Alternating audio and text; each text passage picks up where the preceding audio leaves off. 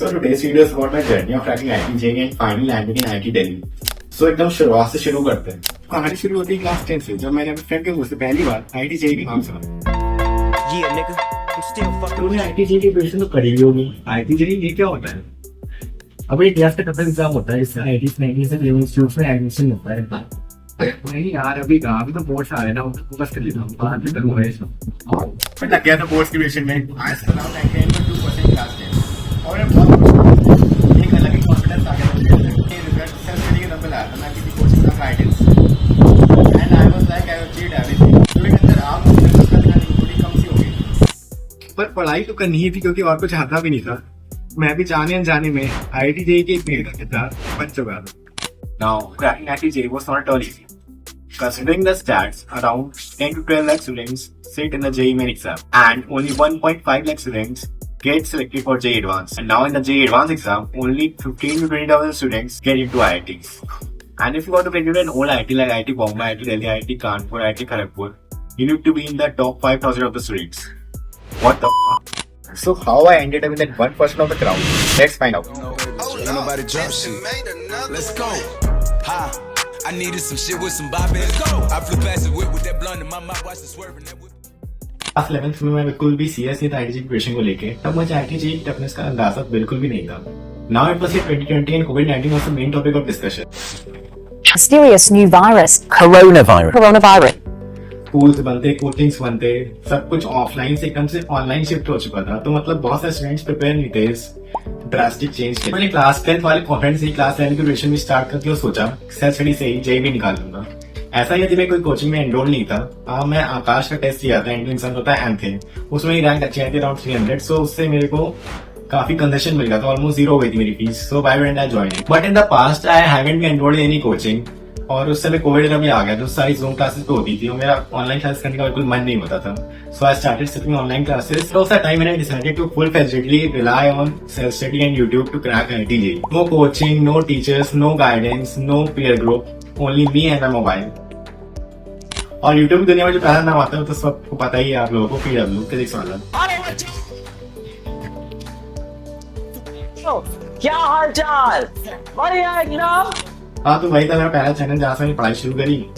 अलग से पढ़ाते तो बढ़िया है, उनके जो ओल्ड वीडियोस है, ओल्ड इज गोल्ड, उनकी वीडियोस थे फिजिक्स और केमिस्ट्री को, वो मैं बिंज वॉच करता गया। कॉन्सेप्ट्स एकदम बढ़िया से स्ट्रेंथन हुए थे उनसे। 11th में वही शुरू किया था मैंने, तो उनके लेक्चर्स देखने से फील भी आई थी सब्जेक्ट में और कॉन्सेप्ट्स भी स्ट्रेंथन हुए जा रहे थे। फिजिक्स और केमिस्ट्री अलग से पढ़ रहा था क्लास 11th में।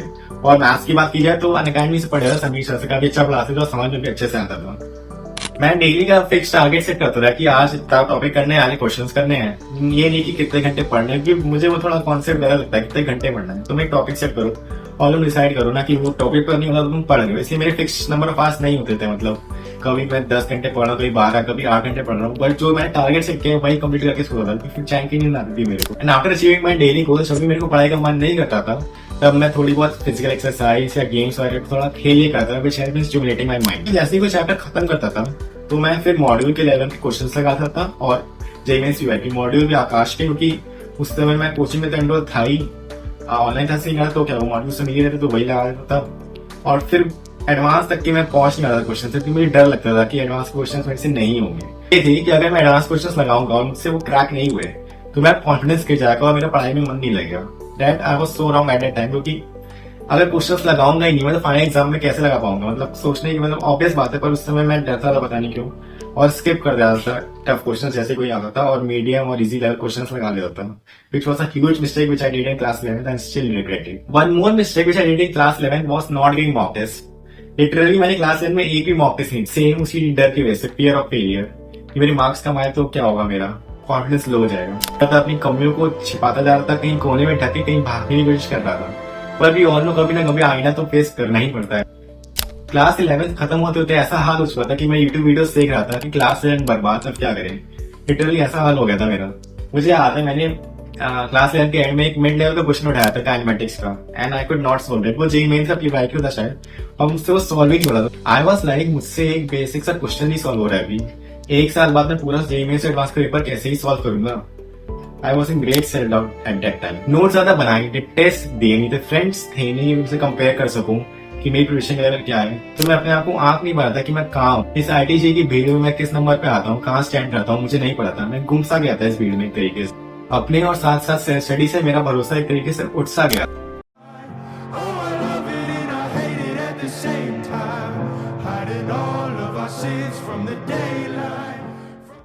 क्लास 12 की शुरुआत होती है। तो मैंने डिसाइड किया इस समय कि मैं अपनी गलतियों को दोहराऊंगा नहीं। जो मैंने क्लास 11 में मिस्टेक्स करी थी, टेस्ट ना देने की, नोट्स ना बनाने की और बाकी जो सब भी मिस्टेक्स करी थी, वो क्लास 12 में नहीं दोहराऊंगा। प्रॉपर क्लासेस जाऊंगा, नोट्स बनाऊंगा, टीचर्स से गाइडेंस लूंगा और पूरा एक आइडिया में तैयारी करूंगा JEE की।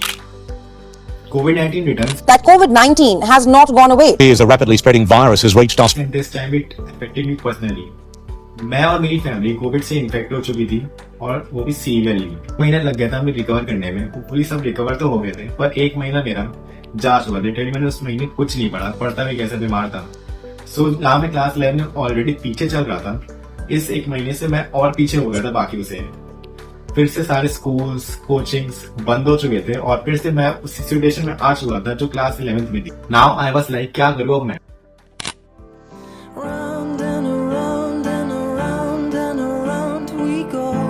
Now I made the same decision again, study करूंगा यूट्यूब से।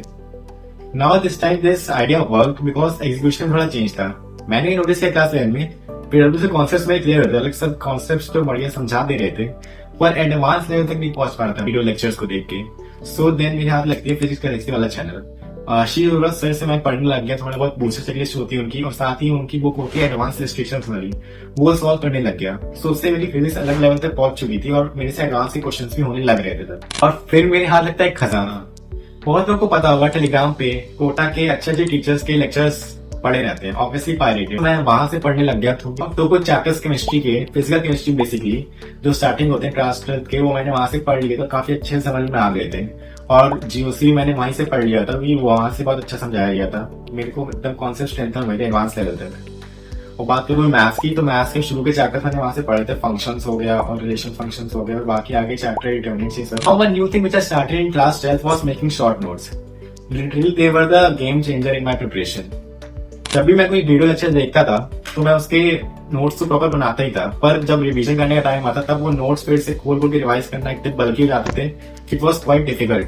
सो मैंने डिसाइड किया हर चैप्टर का शॉर्ट नोट्स बनाते हैं। जैसे ही मैं कोई चैप्टर कंप्लीट करता, उसके बाद में NCERT मॉड्यूल्स और जो भी मैंने नोट्स बनाए थे वीडियो लेक्चर देखते समय वो सब खोल लेता और एक मैं लेता एक A4 शीट और सारे इंपॉर्टेंट पॉइंट्स, फॉर्मुलेस उस पर लिख लेता छोटी छोटी हैंडराइटिंग में 3 ब्लॉक्स बना के अच्छे से नीट वे में, जिससे मैं बाद में उसका एक्सेस भी कर सकूं।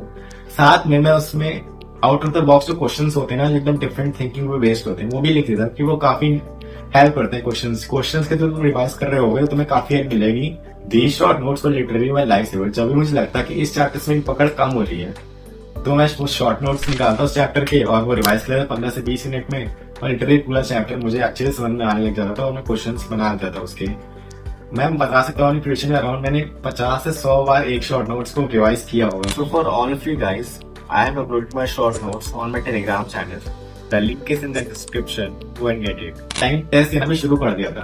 पहले तो चैप्टर वाइज टेस्ट देता था जब भी सिलेबस कवर नहीं हुआ, फिर उसके बाद फुल सिलेबस टेस्ट भी देना शुरू कर दिया जब 12 का सिलेबस ऑलमोस्ट खत्म हो गया था।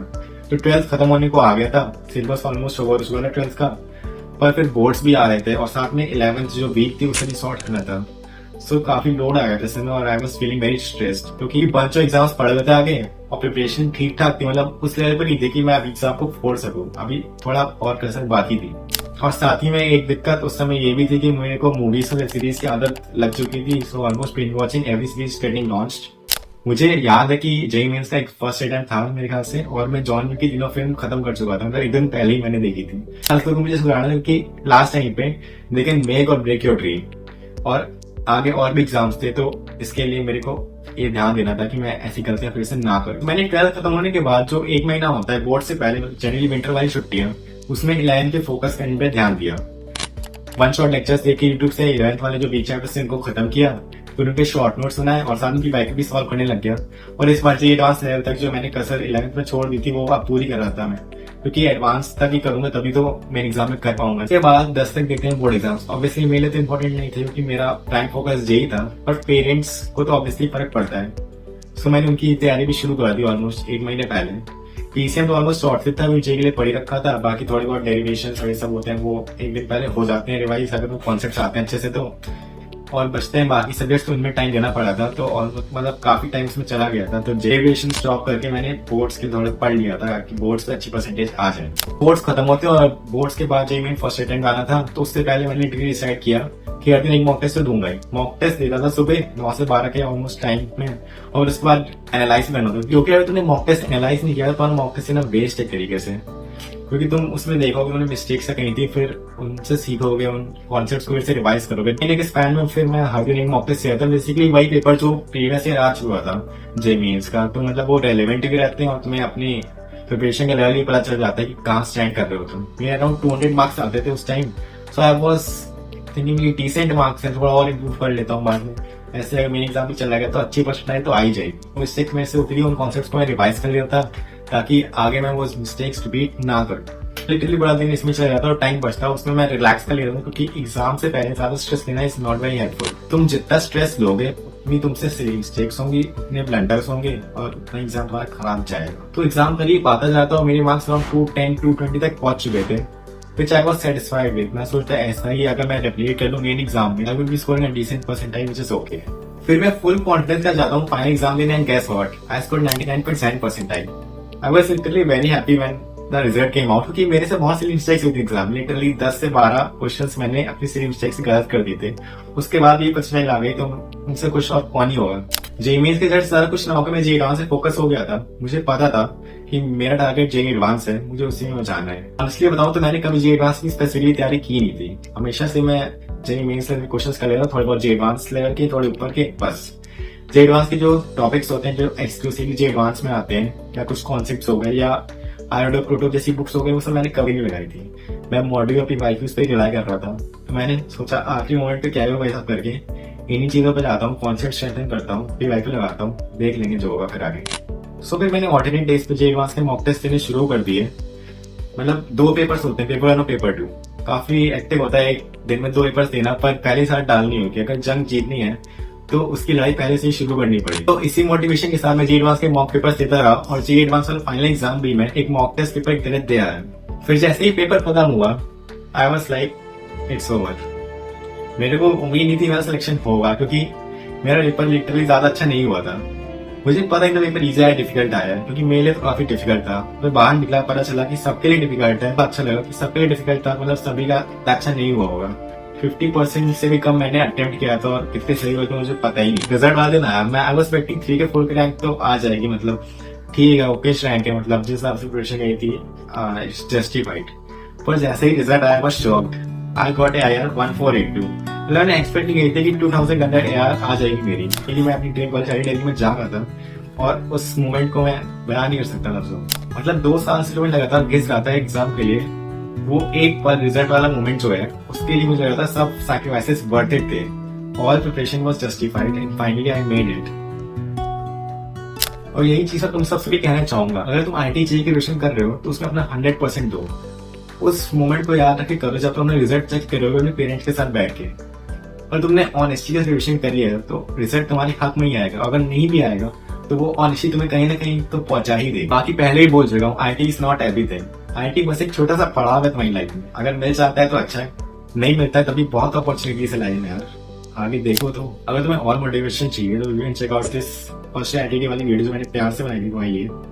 वैसे इससे तो फर्क नहीं पड़ता, व्हाट मैटर्स है internal motivation that you have, but still देखिए देख सकते हो। बाकी मिलते हैं अगली वीडियो में, तब तक के लिए।